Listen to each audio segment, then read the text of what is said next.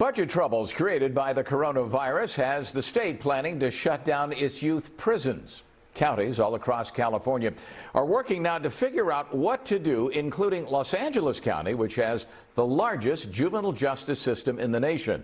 The I-Team's Lolita Lopez has been reporting on problems inside things like juvenile hall and juvenile camps for some time. Lolita joins us live now with what the system of the future might look like. Lolita?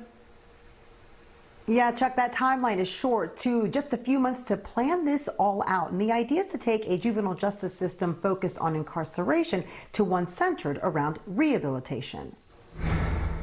Citing California's budget shortfall in the midst of the pandemic, the governor has proposed closing the state's 3 youth prisons and wants to stop taking in youth offenders starting next year.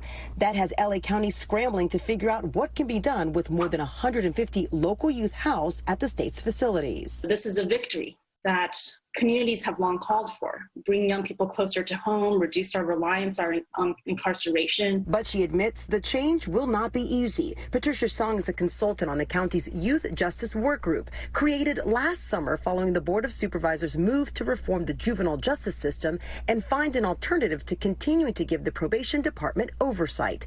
A transformation coming in the wake of our I-Team investigations into a spike in pepper spray use at LA County juvenile halls and camps over several years. So I think it was a signifier to the Board of Supervisors and the rest of the county that maybe this design doesn't work. Supervisors voted Tuesday to have the working group find ways to immediately transition any children and teens who would have gone to state facilities. Song says they cannot fall back to old ways of thinking. Incarceration in adult prisons instead, reopening facilities that we've closed for good reason. This comes amid pressure during the pandemic to reduce the population in county juvenile halls and camps.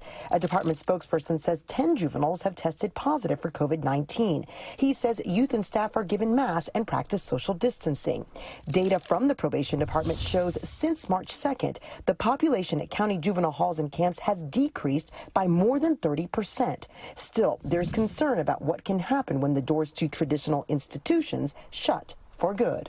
45% of young people in juvenile halls are detained on crimes that we don't consider the most serious crimes. Young people who are detained for technical violations like not going to court or leaving a group home. Yeah, we reached out to the head of the group that represents probation chiefs across the state. They tell us in a statement that probation is taking a more health-centered focus and is well suited to manage the realignment. Adding any change must focus on operational needs and proper planning is necessary so public safety isn't compromised. For the I-Team, Lolita Lopez, NBC4 News.